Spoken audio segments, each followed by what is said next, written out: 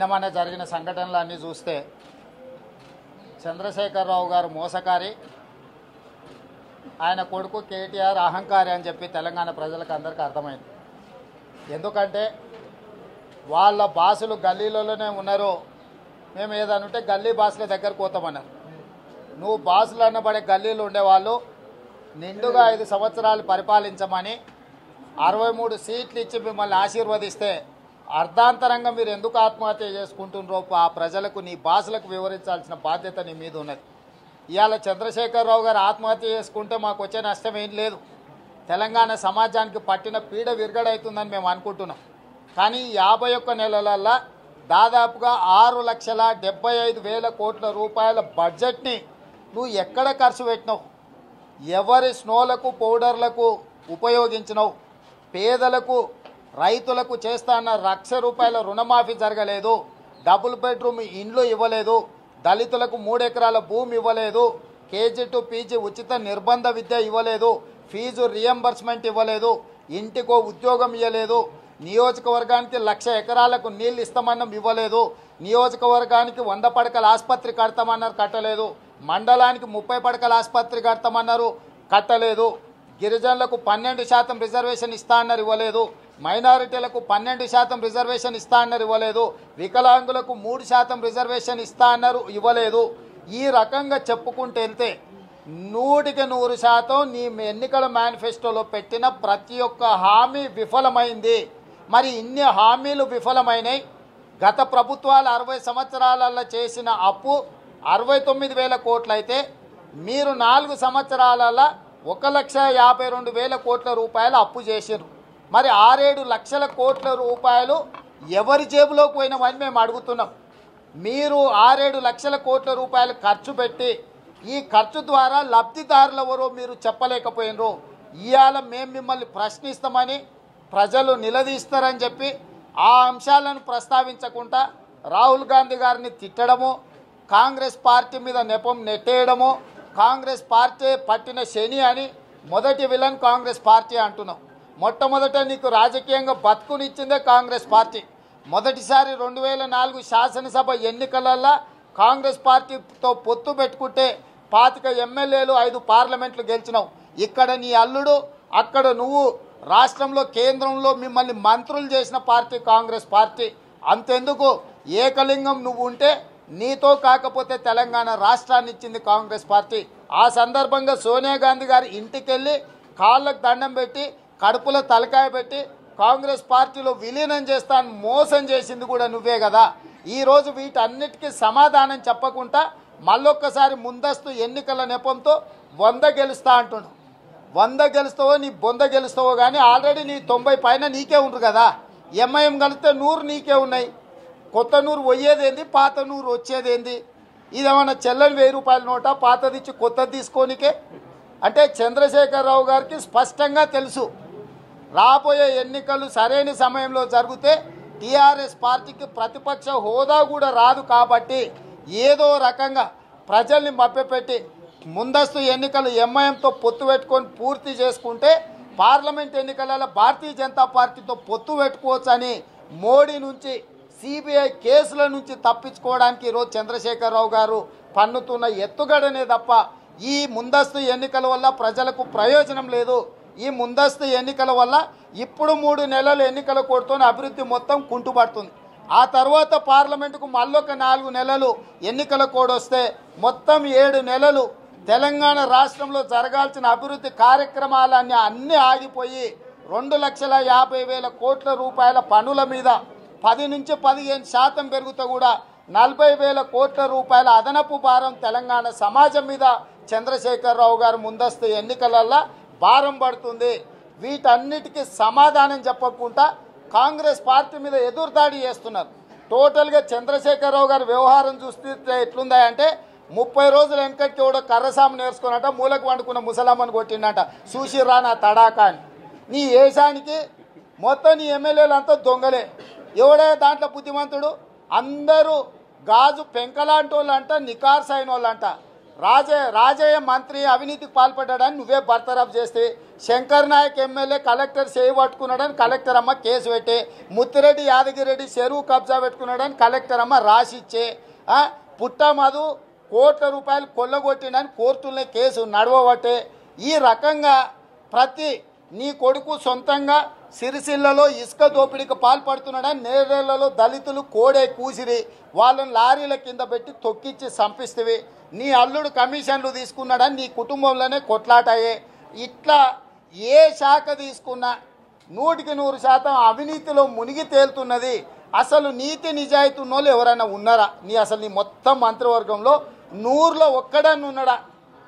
ఒక్కడు కూడా లేకుంటే ఇక ఆయన వాళ్ళ గురించి ఏదైనా మాట్లాడితే ఈయన గురించి మొత్తం వాళ్ళు మాట్లాడతారని చెప్పి ఈయన తీసుకుంటున్న ప్రాజెక్టుల రీడిజైనింగ్లో వాటర్ గ్రిడ్లో తీసుకుంటున్న 6% కమిషను, అల్లుడి 2% కమిషన్ మీద వీళ్ళందరూ తిరగబడతారని చెప్పి వాళ్ళందరి ఒత్తిడికి లోనే ఇవాళ ఉన్నోళ్ళందరికీ టికెట్లు ఇచ్చిండు. మేము ముందే చెప్పినాం, పాతోళ్ళకు కొత్తోళ్ళకి టికెట్లు ఇస్తే పాతోళ్ళు ఓడగొడతారు, పాతోళ్ళకి టికెట్లు ఇస్తే ప్రజలు ఓడగొడతారు. సో కేసీఆర్కి ఏ రకంగా అయినా ఓటమి తప్పదు.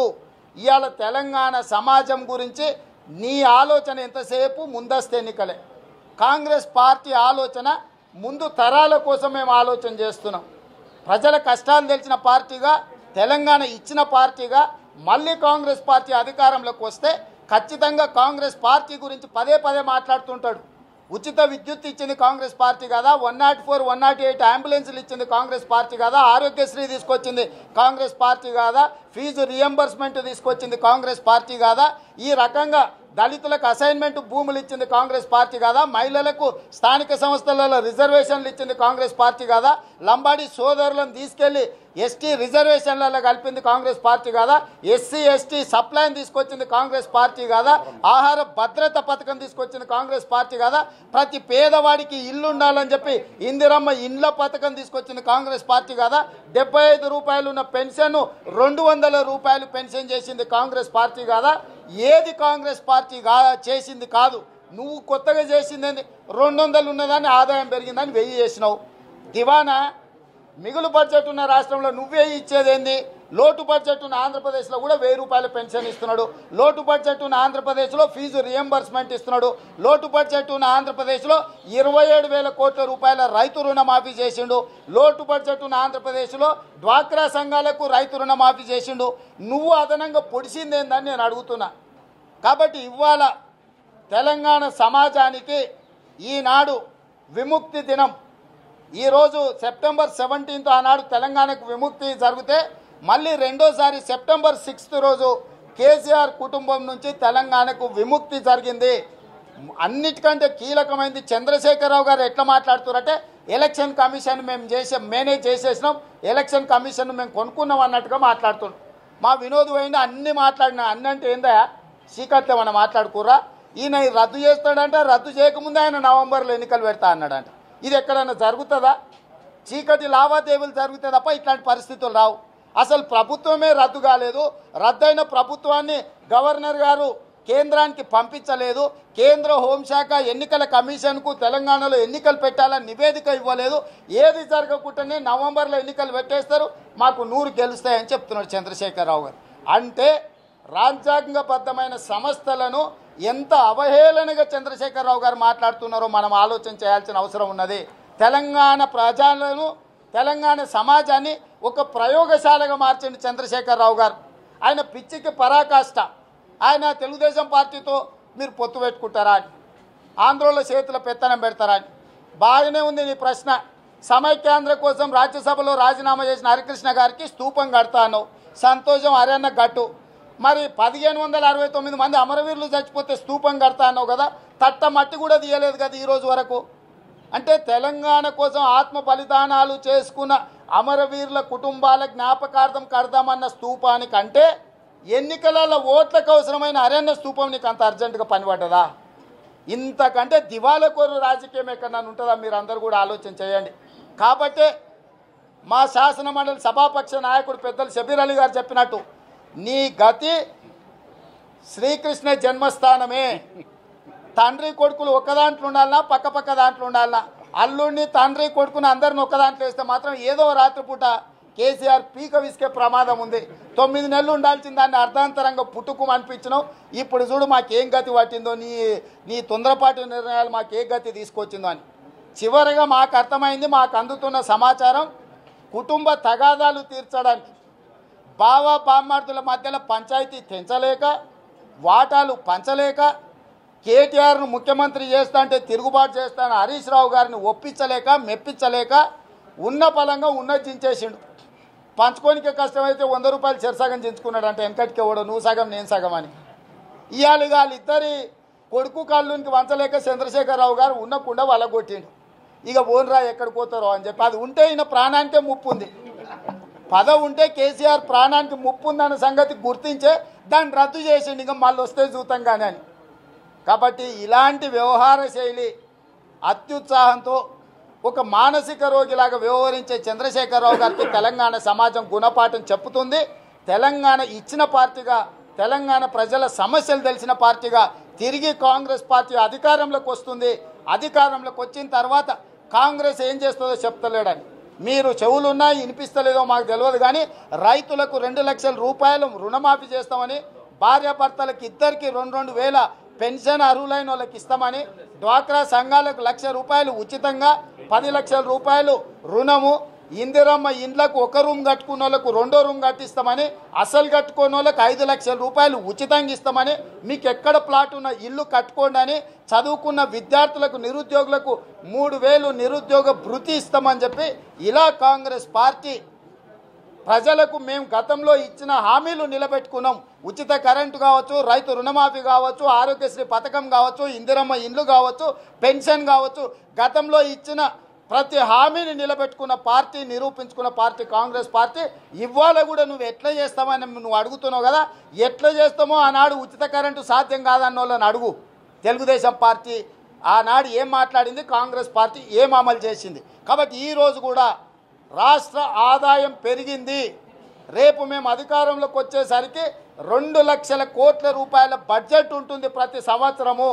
ఈ బడ్జెట్ను మేము దోసుకోకుండా, మేము నిజాయితీగా చివరి వరకు పేదవాడికి, తండాలలో, గూడాలలో, మారుమూరు పల్లెల్లో ఉన్న ప్రతి పేదవాడికి సంక్షేమ పథకాలు అందే విధంగా ప్రణాళికలు చేస్తాం. మాకు అనుభవజ్ఞులైన 30 సంవత్సరాల క్రితమే యువ మంత్రిగా పనిచేసిన షబ్బీర్ అలీ గారి నుంచి మొదలు పెడితే 50 సంవత్సరాలు పార్లమెంటేరియన్గా జైపాల్ రెడ్డి గారు, 22 సంవత్సరాలు మంత్రిగా సుదీర్ఘ అనుభవం ఉన్న జానారెడ్డి గారు, ఇలా చెప్పుకుంటూ పోతే ఎంతోమంది అనుభవజ్ఞులైన నాయకత్వము, ఆర్థిక నిపుణులు ఉన్న పార్టీ కాంగ్రెస్ పార్టీ. ప్రతి పైసా, ప్రతి ఆదాయం వచ్చే ప్రతి రూపాయిని పేద ప్రజలకు, నిరుద్యోగ యువతకు, విద్యార్థులకు అందే విధంగా మా ప్రణాళిక ఉంటుంది. తొందరలోనే కాంగ్రెస్ సత్తా ఏందో చూపిస్తాం. రేపు మొన్న మేము చెప్పిన కొంగర కళాన్లో నువ్వు కొంగ జపం చేసినా ఎవడు రాడని, రేపు నువ్వు హస్నాబాద్లో తలకాయ కింది కాలు మీదకి వేసినా కూడా జరిగేది ఏమీ లేదు. కేసీఆర్ గారు ఇక నీ పతనం మొదలైంది. కేసీఆర్కు పిచ్చుంది. అందరు ఎవరెస్ట్ ఎక్కి చూసినావా నేను ఎవరెస్ట్ ఎక్కినా అని ఆడు జెండా ఎగిరేస్తారు.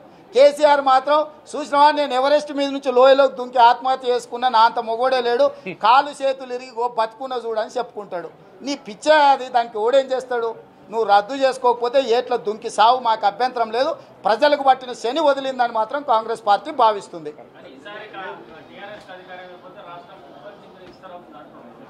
అది చంద్రశేఖరరావు గారి కుటుంబం అవుతుంది. అధికారం రాకపోతే చంద్రశేఖరరావు గారి మీద కుటుంబంలో భౌతిక దాడులు తప్పవు. ఎందుకంటే అర్ధాంతరంగా అధికారాన్ని వదిలేసుకున్నందుకు, ఉన్నప్పుడే అధికారాన్ని నాకు కట్టబెట్టలేదని చెప్పి అల్లుడు కొడుకు కలిసి ఆయన మీద దాడులు చేస్తారు.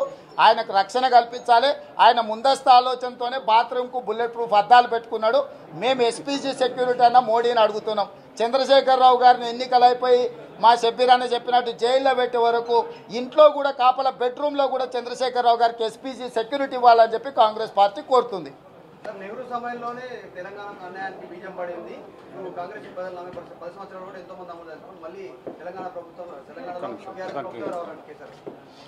నెహ్రూ గారి విషయంలో మాట్లాడితే తెలివి తక్కువ కేసీఆర్ గారికి హిస్టరీ తెలియదా?